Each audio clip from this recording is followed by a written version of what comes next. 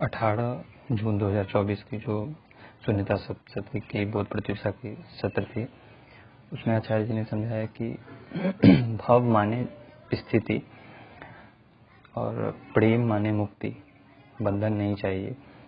तो जो मुक्ति से प्रेम माने बंधन से विद्रोह, जितने दर्शन होते हैं वो एक सीमा तक चले जाते हैं, फिर अगर मुक्त नहीं तो कहते हैं कि है ही नहीं।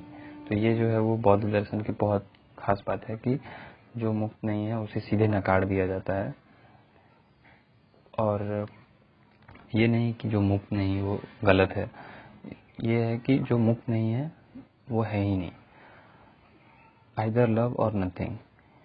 इसलिए कहा गया है कि आत्मा मात्र सत्य है, सिर्फ उसी का होना है जो आजाद है, और या तो कृष्ण या तो कुछ नहीं। जो कुछ भी दूसरे पर आश्रित है वो है ही नहीं। और भारतीय दर्शनों का उद्देश्य हमेशा दुख से मुक्ति का रहा है, चिंतन का नहीं। चिंतन साधन हो सकता है लेकिन साध्य नहीं। एक उदाहरण दिया था आचार्य जी ने कि एक औरत आदमी से जुड़ी जो खुद स्वतंत्र नहीं था और वो अपने मम्मी पर निर्भर था।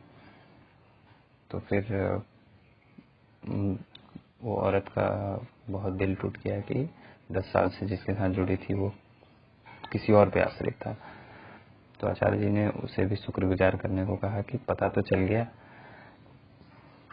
और जो फिलॉसफी लेस आज की दुख ही देती है,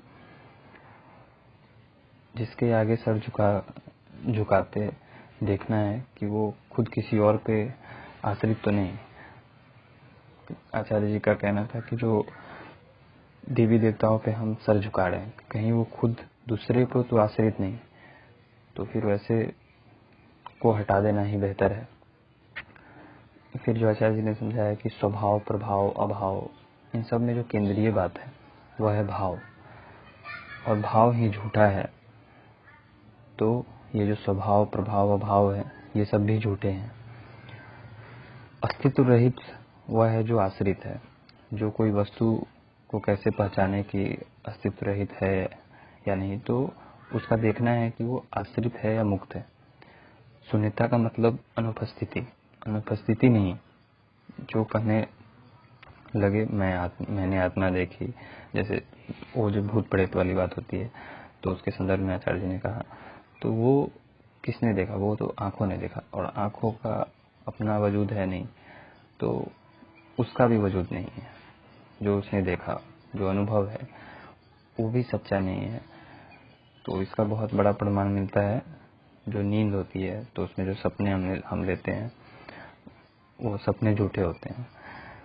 फिर 2 मार्ग बताए थे कि मैं मुक्त को खोजूंगा और उसे नाम दूंगा, ये प्रचलित, और एक मैं अमुक्त को खोजूंगा, बंधन को, और उससे रिश्ता नहीं बनाऊंगा। फिर आचार्य जी ने यह भी कहा था कि किसी ऐसे को अपना मालिक मत बना देना जो किसी और पर आश्रित हो। और इसका 2 उदाहरण भी दिया था आचार्य जी ने। एक जो फिल्मी कहानी थी उससे संबंधित कि एक आदमी अपने पत्नी को अपने मालिक के पास जो है वो रात को भेज देता है, तो वो स्वयं मुक्त नहीं है।